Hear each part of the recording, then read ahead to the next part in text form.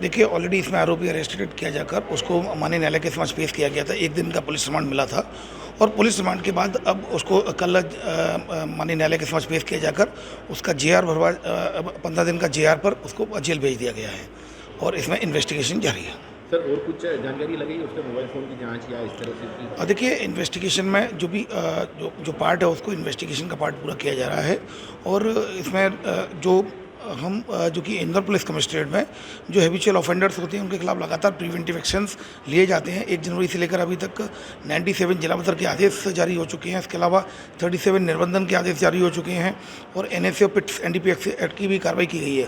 तो जितने भी हैबिचुअल ऑफेंडर्स हैं उन पर लगातार ये कार्रवाई की जाती है और ये लगातार कार्रवाई जारी रहेगी और इस पर भी कार्रवाई की जाएगी। सर, NSA की कार्रवाई हुई इस पर अभी तक? देखिए, जैसा कि मैंने बताया कि प्रिवेंटिव एक्शन लिए जाते हैं सभी पर, जिला बदर जिसमें कि जिला बदर NSA और बॉन्ड ओवर की कार्रवाई ये सारी इसमें शामिल रहती हैं। सभी हैबिचुअल ऑफेंडर पर की जाती है, इस पर भी की जाएगी। अंतर्राष्ट्रीय साजिश का खुलासा हुआ है इंदौर के अंदर। एक और कभी ट्रक भेजे जाते हैं, कभी महिलाएं छेड़ी जाती है, कभी लव जिहाद चलाया जाता है। ये क्या हो रहा है और क्यों हो रहा है? केवल सत्ता हथियाने के लिए इस प्रकार की साजिशें, राष्ट्र को बदनाम करने के लिए।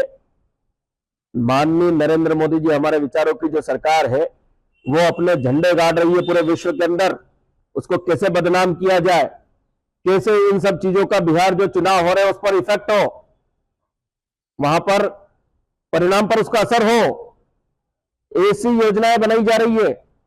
आप देखिए, कभी यहां पर फंडिंग की जाती है लव जिहाद की, कभी कोई भोपाल में पकड़ा रहा है, कभी कोई उन्नाव में नारे लगा रहा है, कभी कोई बिहार में इन बातों को लेकर बोल रहा है।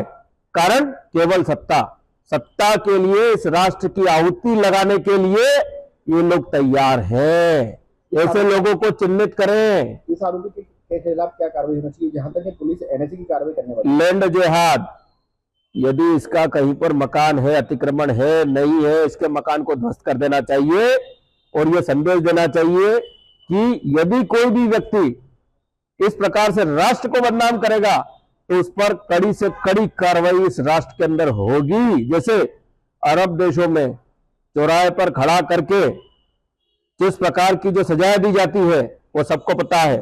भारत के अंदर कम से कम ऐसी सजा तो हो जिससे कि अपराध करने से पहले व्यक्ति के कदमों को विचार करना पड़े, उसके हाथों को कांपना पड़े। ऐसी सजा अब भारत के अंदर भी आवश्यक हो चुकी है और उसकी कॉल डिटेल देखें कि कौन कौन इसमें लिप्त है, जिनको सत्ता से बहुत प्रेम और मोह है। संतोष शर्मा, विश्व हिंदू परिषद।